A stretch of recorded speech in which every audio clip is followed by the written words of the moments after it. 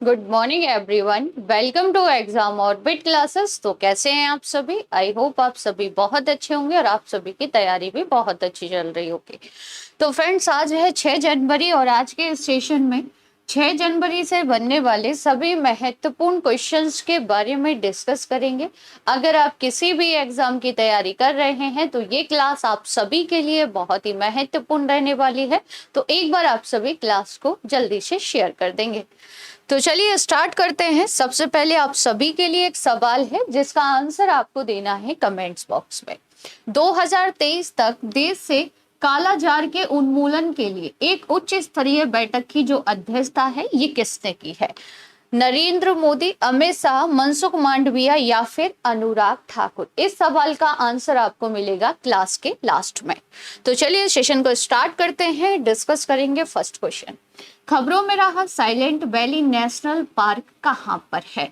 तो friends, silent valley जो national park है ये आता है केरल में। कहां पर आता है? तो याद रखेंगे ये जो नेशनल पार्क है ये आपको केरल में देखने को मिलेगा। ठीक है, अब ये सुर्खियों में क्यों है? तो साइलेंट वैली नेशनल पार्क में पक्षियों की 141 प्रजातियों की पहचान की गई है, जिनमें से 17 जो पक्षी है वो नई प्रजातियों के इसमें पाए गए हैं। फ्रेंड्स, है ना, 17 पक्षियों की नई प्रजाति यहाँ पर देखने को मिली है। साइलेंट वैली में पक्षियों की कुल जो संख्या है वो 175 प्रजातियां यहाँ पर देखी गई हैं। फ्रेंड्स, है ना। पक्षी सर्वेक्षण पहली बार अगर बात की जाए साइलेंट वैली में कब हुआ तो दिसंबर 1990 के अंतिम सप्ताह में ये आयोजित किया गया था। इसलिए फ्रेंड्स, ये जो नेशनल पार्क है सुर्खियों में है, तो हो सकता है आगामी परीक्षा में आपसे पूछ लिया जाए। अब डिस्कस कर लेते हैं भारत के प्रमुख नेशनल पार्क। अगर आपसे पूछा जाए कि भारत का प्रथम नेशनल पार्क कौन सा है तो याद रखेंगे जिम कॉर्बेट नेशनल पार्क है। Friend, Jim Corbett national park का नाम बदलकर अब कर दिया गया है क्या? Ramganga national park. और ये किस राज्य में है? तो राज्य भी याद रखेंगे, ये उत्तराखंड में आता है। कहाँ पर आता है? उत्तराखंड, है ना। भारत का सबसे बड़ा नेशनल पार्क कौन सा है? तो हेमिस नेशनल पार्क है। और हेमिस नेशनल पार्क कहाँ पर आता है? तो ये आपके लद्दाख क्षेत्र में आता है। कहाँ पर आता है? लद्दाख।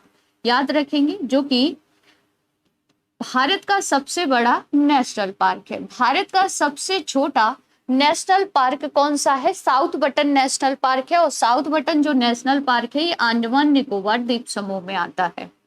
ठीक है। भारत का नवीनतम नेशनल पार्क कौन सा है? तो नवीनतम है देहिंग पटकाई। और ये कहाँ पर है फ्रेंड्स? तो याद रखना है आप सभी को, ये असम में आता है।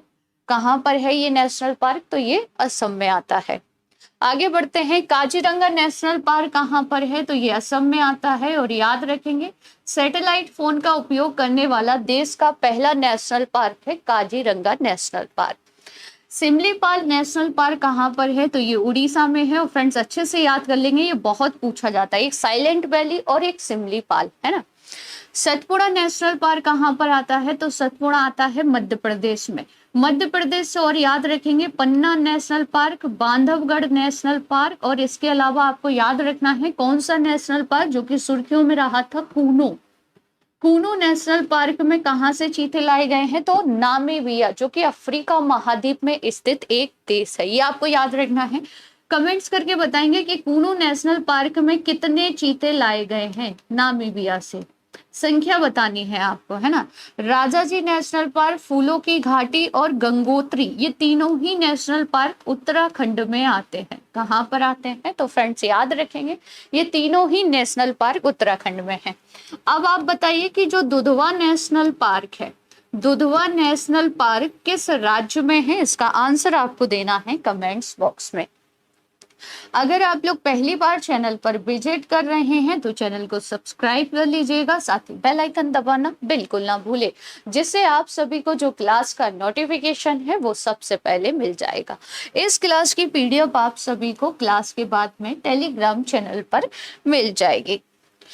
फ्रेंड्स, याद रखेंगे कि जो 12 महीने का करंट अफेयर है, यानी कि 1 जनवरी से लेकर आपका दिसंबर 2022 तक का, वो एक ही क्लास में कवर कराया गया है। ये जो क्लास है ये आपके हर एक परीक्षा के लिए बहुत महत्वपूर्ण है, जो कि आपकी आगामी परीक्षा होने वाली है ना। साथ ही याद रखेंगे कि जो भारत की नदियों से संबंधित मैराथन है, जिसमें भारत की संपूर्ण नदियों से संबंधित महत्वपूर्ण क्वेश्चन कराए गए हैं, तो ये क्लास हो चुकी है, इसे भी आप लोग एक बार जरूर देख लीजिएगा। इसके अलावा जो दिसंबर महीने का टॉप क्वेश्चन है करंट अफेयर के दिसंबर 2022 के, ये क्लास भी हो चुकी है फ्रेंड्स, तो एक बार आप सभी इसको भी देख लेना। आगे बढ़ते हैं अगले सवाल की ओर। सरकार ने किस राज्य में मंडोर चक्रवात से प्रभावित तंबाकू किसानों को राहत प्रदान करने के लिए तो 28.11 करोड़ रुपए मंजूर किए हैं? तो आप सभी को ज्ञात होगा कि हाल ही में मंडोर जो चक्रवात है ये सुर्खियों में रहा था, और इसने जो तंबाकू की फसल है वो कहां पर प्रभावित की थी? तो आंध्र प्रदेश में। कहां पर फ्रेंड्स? तो याद रखना है आप सभी को, आंध्र प्रदेश में। अब आपसे पूछा जा सकता है कि जो चक्रवाती तूफान है मंडूर, इसका नाम किसने रखा है? तो फ्रेंड्स याद रखेंगे, इसका नाम संयुक्त अरब अमीरात के द्वारा दिया गया है। किसके द्वारा? संयुक्त अरब अमीरात। ये पॉइंट आपको यहाँ पर याद रखना है। आगे बढ़ते हैं, इसी चक्रवात के बारे में डिस्कस कर लेते हैं। तो देखिए, मंडोस एक धीमी गति से चलने वाला चक्रवात है। यह प्राय बहुत अधिक नमी को अवशोषित करता है, भारी मात्रा में यह वर्षा करता है और हवा की गति के साथ शक्तिशाली होता जाता है। देखिए, ज्यादा नमी ग्रहण करेगा तो जाहिर सी बात है ज्यादा वर्षा भी करेगा, है ना। नाम किसने दिया है? तो नाम संयुक्त अरब अमीरात ने दिया है। ये पॉइंट बहुत महत्वपूर्ण है। और दिसंबर 2022 की शुरुआत में इसने आंध्र प्रदेश में भारी वर्षा की थी। आगे डिस्कस कर लेते हैं कुछ एक्स्ट्रा फैक्ट, जैसे कि 2022 का पहला चक्रवाती तूफान कौन सा था? तो असानी था। असानी नाम किसने दिया था? तो असानी नाम दिया गया था श्रीलंका के द्वारा, है ना। अक्टूबर के महीने में बांग्लादेश के तट से टकराने वाला चक्रवात सितरन के बाद इस साल बंगाल की खाड़ी में उठने वाला चक्रवात है मंडोस, यानी कि तीसरा उष्ण कटिबंधीय चक्रवात था ये 2022 का, है ना। सितरन का जो नाम है ये किसने दिया है? तो ये थाईलैंड के द्वारा दिया गया है। और आप सभी को ज्ञात होगा कि हाल ही में बम चक्रवात ने कहां पर तबाही मचाई थी? तो याद रखेंगे यूएसए। ये कहां पर आया था फ्रेंड्स? तो ये यूएसए में आया था। बढ़ते हैं आगे। किस देश ने चीन के समर्थन से पोखरा क्षेत्रीय अंतरराष्ट्रीय हवाई अड्डा प्रिया का उद्घाटन किया है? तो देखिए, पहला सवाल यहाँ पर बन जाता है कि जो पोखरा क्षेत्रीय अंतरराष्ट्रीय हवाई अड्डा है, इंटरनेशनल जो एयरपोर्ट है, ये कहाँ पर है या किस देश में है? तो फ्रेंड्स याद रखेंगे ये है नेपाल में। और नेपाल के जो हाल ही में प्रधानमंत्री बने हैं, इनके द्वारा इस अंतरराष्ट्रीय हवाई अड्डे का उद्घाटन किया गया है। तो याद रखेंगे आप सभी, पोखरा क्षेत्रीय अंतरराष्ट्रीय हवाई अड्डा कहाँ पर है? तो ये नेपाल में है। नेपाल के हाल ही में पीएम बने हैं, इनका नाम है पुष्प कमल दहल प्रचंड। नेपाल की वर्तमान में प्रेसिडेंट कौन है? तो याद रखेंगे विद्या देवी भंडारी है। दोनों ही नाम महत्वपूर्ण है। बात की जाए इस इंटरनेशनल एयरपोर्ट की, तो belt and road initiative BRI पर नेपाल चीन सहयोग के एक प्रोजेक्ट के तहत यह बनाया गया है, यानी कि कुल मिलाकर इसे चाइना के सहयोग से तैयार किया गया है। आगे डिस्कस कर लेते हैं नेपाल के बारे में। तो यहाँ मैप में आप देखेंगे नेपाल की सीमा। नेपाल से भारत के किन राज्यों की सीमा लगती है? उत्तराखंड, उत्तर प्रदेश, बिहार, पश्चिम बंगाल और सिक्किम की सीमा लगती है नेपाल से, है ना। याद रखेंगे आप सभी। कौन सी नदी है जो कि नेपाल से भारत की पूर्वी सीमा बनाती है? तो इसे हम काली नदी कहते हैं। और काली नदी जो है ये काला पानी नामक स्थान से निकलती है, और जब ये उत्तर प्रदेश के मैदानी भागों में प्रवेश करती है तब हम इसे शारदा के नाम से जानते हैं। नेपाल की राजधानी काठमांडू है, और काठमांडू में किसका हेडक्वार्टर है? आई होप आप सभी को याद होगा, सार्क का जो हेडक्वार्टर है ये काठमांडू में है ना। याद रखेंगे आप सभी। साथ ही में माउंट एवरेस्ट को जो नेपाल है यहाँ पर सागर माता के नाम से जाना जाता है, और यहीं पर आपको सिक्किम और नेपाल की सीमा पर देखने को मिलेगी कौन सी चोटी? तो याद रखेंगे कंचनजंगा। फ्रेंड्स ये पॉइंट बहुत महत्वपूर्ण है। साथ ही में याद रखेंगे कि सूर्य किरण जो युद्ध अभ्यास है ये भारत किसके साथ करता है? तो नेपाल के साथ करता है फ्रेंड्स, है ना। तो ये बेसिक इंफॉर्मेशन नेपाल के बारे में आपको याद रखनी है। अगला सवाल है कि निम्नलिखित में से किस राज्य ने हाल ही में एमो इनु इरतपा उत्सव मनाया है? तो फ्रेंड्स ये जो फेस्टिवल है ना, ये मणिपुर में मनाया गया है। कहाँ पर? पूछा जा सकता है। देखिए संगाई तो सभी को याद होता है, लेकिन कुछ ऐसे उत्सव होते हैं जो अक्सर हमें याद नहीं रहते हैं, तो याद रखेंगे ये मणिपुर में मनाते हैं। नागालैंड से प्रसिद्ध फेस्टिवल है जिसे हम हॉर्नबिल फेस्टिवल कहते हैं, ये नागालैंड में मनाया जाता है। जम्मू कश्मीर से हैरत आपको याद रखना है, लेवेंडर आपको याद रखना है, और लेवेंडर के अलावा ट्यूलिप फेस्टिवल भी आपको किससे याद रखना है? तो ये भी आपको जम्मू कश्मीर से याद रखना है। लद्दाख से आप याद रखेंगे लोसर जो फेस्टिवल है ये लद्दाख में बड़े ही धूमधाम से मनाया जाता है। आगे डिस्कस कर लेते हैं मणिपुर में और कौन कौन से उत्सव हैं जिन्हें मनाया जाता है। तो फ्रेंड्स संगाई जो फेस्टिवल है ये मणिपुर में मनाते हैं। अमूर फाल्कन फेस्टिवल का आयोजन भी मणिपुर में होता है। लाई हरोबा उत्सव भी मणिपुर में मनाते हैं। निंगोल चकोबा उत्सव, ठीक है, कचाई लेमन फेस्टिवल और सुरोई लिली फेस्टिवल। देखिए इसमें से 3 फेस्टिवल बहुत ही महत्वपूर्ण है जो अक्सर एग्जाम में आपको देखने को मिलेंगे। एक है संगाई, दूसरा याद रखेंगे कचाई लेमन, और तीसरा आपको याद रखना है सिरोई लिली फेस्टिवल। ये तीनों ही मणिपुर के काफी प्रसिद्ध फेस्टिवल है। अगला सवाल है कि उड़ीसा राज्य की किस पहल को UN habitat world habitat award 2023 से सम्मानित किया गया है? तो फ्रेंड्स उड़ीसा गवर्नमेंट की एक पहल है जिसका नाम है जगह मिशन। अब ये जगह मिशन क्या है आइए जान लेते हैं इसके बारे में। तो देखिए उड़ीसा सरकार यानी कि उड़ीसा की जो गवर्नमेंट है इसने झुग्गी सुधार और पट्टा सुरक्षा कार्यक्रम जिसे कहते हैं जगह मिशन ने, तो इसे इस पुरस्कार से सम्मानित किया गया है और दूसरी बार यह पुरस्कार इसे मिला है। इससे पहले भी 2019 में इस पुरस्कार से इसे सम्मानित किया गया था। इस पहल की बात की जाए तो फ्रेंड्स मई 2018 में स्लम निवासियों के लिए उड़ीसा भूमि अधिकार अधिनियम 2017 के आधार पर जगह मिशन शुरू किया गया था और यह दुनिया की सबसे बड़ी झुग्गी वासियों को भूमि पट्टा सुरक्षा प्रदान करने और उसे उन्नत करने वाली पहल है जिसे उड़ीसा गवर्नमेंट ने शुरू किया था। पूछा जा सकता है कि जगह मिशन का संबंध किस राज्य से है? तो फ्रेंड्स याद रखेंगे ये उड़ीसा की एक प्रमुख पहल है। अगला सवाल है कि निम्नलिखित में से किस राज्य ने 2023 के पंचायत चुनावों से पहले दीदर सुरक्षा कवच और दीदर दूत नाम से 2 कार्यक्रम शुरू किए हैं? देखिए इस प्रकार के जो कार्यक्रम राज्य गवर्नमेंट के द्वारा शुरू किए जाते हैं ना, ये एग्जाम में पूछ लिए जाते हैं फ्रेंड्स, है ना, पंचायत से संबंधित हैं और ये दोनों ही कार्यक्रम पश्चिम बंगाल की गवर्नमेंट के द्वारा शुरू किए गए हैं। किसके द्वारा? पश्चिम बंगाल सरकार ने इस कार्यक्रम की शुरुआत की है। पश्चिम बंगाल की वर्तमान में राजधानी कोलकाता है। यहाँ की वर्तमान में जो मुख्यमंत्री हैं इनका नाम है ममता बनर्जी और गवर्नर यहाँ के हैं सीवी आनंद बोस, है ना। आगे डिस्कस कर लेते हैं पंचायत से संबंधित कुछ एक्स्ट्रा फैक्ट, जैसे कि बलवंत राय मेहता समिति का गठन कब हुआ था? 1957 में। त्रिस्तरीय पंचायती राज संस्थाओं का सुझाव किसने दिया था? बलवंत राय मेहता ने। द्विस्तरीय पंचायती राज संरचना की जो अनुशंसा है ये किस समिति ने की थी? तो ये की गई थी अशोक मेहता समिति के द्वारा। और कब की गई थी? तो 1977 में की गई थी।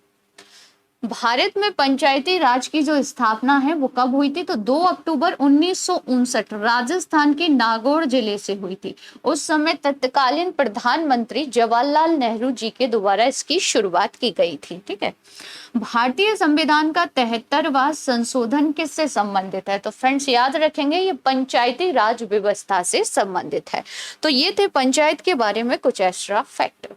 केंद्रीय मंत्री अश्वनी वैष्णव ने किस राज्य में हाई स्पीड 5G दूर संचार सेवाओं को शुरू किया है? तो फ्रेंड्स ये जो सेवाएं ना ये उड़ीसा राज्य में शुरू की गई हैं। कहां पर? उड़ीसा राज्य में इनका उद्घाटन किया गया है। नेक्स्ट क्वेश्चन है कि किसे हिमाचल प्रदेश विधानसभा का अध्यक्ष चुना गया है? तो फ्रेंड्स हिमाचल प्रदेश विधानसभा के जो अध्यक्ष बन गए हैं इनका नाम है कुलदीप सिंह पठानिया। अगर आपसे पूछा जाए कि हिमाचल प्रदेश विधानसभा के पहले स्पीकर कौन थे? तो फ्रेंड्स याद रखेंगे, इनका नाम है जयवंत राम, जो कि पहले थे, है ना। और वर्तमान में कौन बनाए गए हैं? तो कुलदीप सिंह पठानिया बनाए गए हैं। आप सभी को ज्ञात होगा कि हाल ही में हिमाचल प्रदेश के जो नए मुख्यमंत्री बने हैं, इनका नाम है सुखविंदर सिंह सुक्खू। ये नाम भी आपको याद रखना है। ये हिमाचल प्रदेश के नए सीएम नियुक्त किए गए हैं। आगे डिस्कस कर लेते हैं किसके बारे में? तो विधानसभा से संबंधित कुछ महत्वपूर्ण प्रश्नों के बारे में। देखिए, विधानसभा का जो कार्यकाल है सामान्यतः कितने साल का होता है? तो 5 साल का होता है। विधानसभा का जो नेता होता है वो कौन होता है? तो राज्य का मुख्यमंत्री होता है। किस राज्य में विधानसभा सदस्यों की जो संख्या है वो सबसे अधिक है? तो फ्रेंड, सबसे अधिक विधानसभा सीटें कहाँ पर हैं? उत्तर प्रदेश में। कोई विधेयक धन विधेयक है अथवा नहीं, इसका निर्णय राज्य में कौन करता है? तो फ्रेंड्स याद रखेंगे, राज्य में विधानसभा अध्यक्ष करता है, ठीक है। और केंद्र में आप सभी को पता है लोकसभा स्पीकर करता है। अगला सवाल है कि किसे हाल ही में अमेरिका के राष्ट्रपति यानी कि जो बाइडेन ने भारत में अमेरिकी राजदूत के रूप में नामित किया है? तो फ्रेंड्स, भारत में अमेरिकी राजदूत बने हैं एरिक एम गारशेटी। इनकी नियुक्ति की गई है राष्ट्रपति जो बाइडेन के द्वारा, जो कि वर्तमान में अमेरिका के प्रेसिडेंट है। नेक्स्ट क्वेश्चन है कि CMIE की नवीनतम रिपोर्ट के अनुसार किस राज्य ने दिसंबर 2022 में राज्यों में सबसे अधिक बेरोजगारी दर्ज की है? तो फ्रेंड्स, सबसे अधिक जो बेरोजगारी दर है ना, ये हरियाणा में दर्ज की गई है। कहाँ पर? हरियाणा में, ठीक है। पहले स्थान पर था हरियाणा, दूसरे पर है राजस्थान और तीसरे पर आ जाएगा नई दिल्ली। तो तीनों ही क्रम से आप सभी याद रख सकते हैं। क्लास की शुरुआत में जो क्वेश्चन मैंने आपसे पूछा था कि जो कालाजार है 2023 तक इसे खत्म करने के लिए जो बैठक हुई है, इसकी अध्यक्षता मनसुख मांडविया जी के द्वारा की गई है, आपसे पूछा जा सकता है ना। अब आगे डिस्कस कर लेते हैं किसके बारे में? कालाजार के बारे में। तो देखिए फ्रेंड्स, कालाजार जैसे काला बुखार या दमदम बुखार के रूप में भी जाना जाता है, यह मलेरिया के बाद दुनिया का दूसरा सबसे बड़ा परजीवी रोग है ना। यह भारत सहित लगभग 100 देशों को प्रभावित करने वाला एक उपेक्षित उष्ण कटिबंधीय रोग है। तो कालाजार के बारे में याद रखेंगे, सुर्खियों में है तो हो सकता है आपसे पूछ ले। अब डिस्कस कर लेते हैं कल की क्लास के बारे में। तो जल पर पहला अखिल भारतीय वार्षिक राज्य मंत्रियों का जो सम्मेलन है ये कहाँ होगा? तो ये होगा मध्य प्रदेश की राजधानी भोपाल में।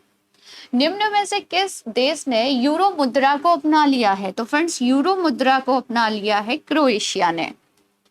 वन्यजीव संरक्षण जो बॉन्ड है ये कौन जारी करता है? तो यह विश्व बैंक के द्वारा जारी किया जाता है।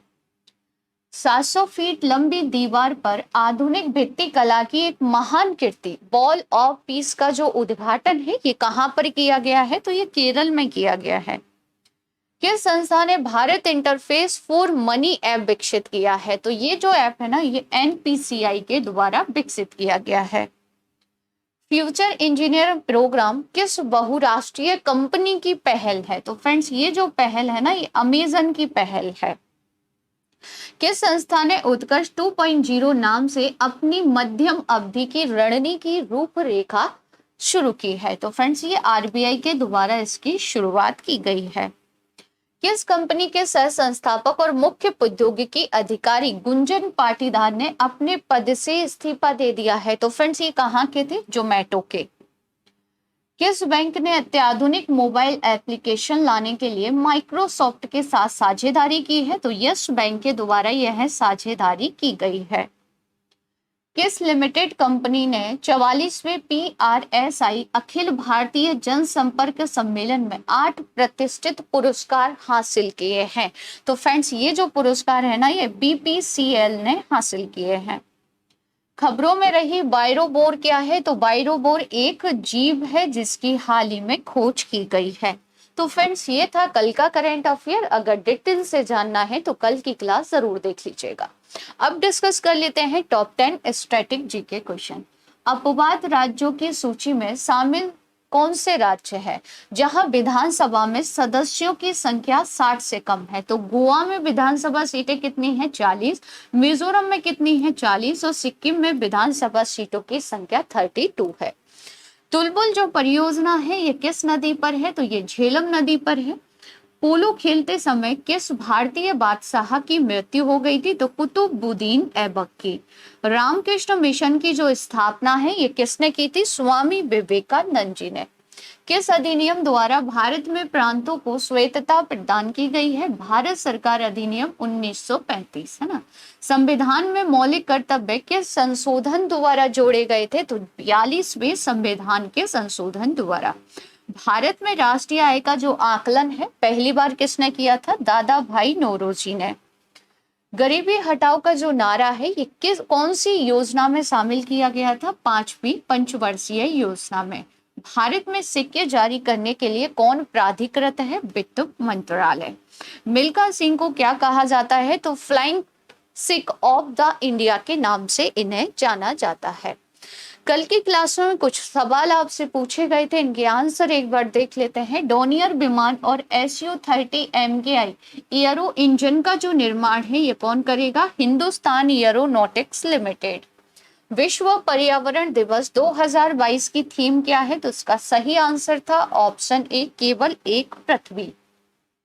सुप्रसिद्ध पेंटिंग बणी थनी किस शैली से है? तो ये किशनगढ़ शैली से संबंधित है।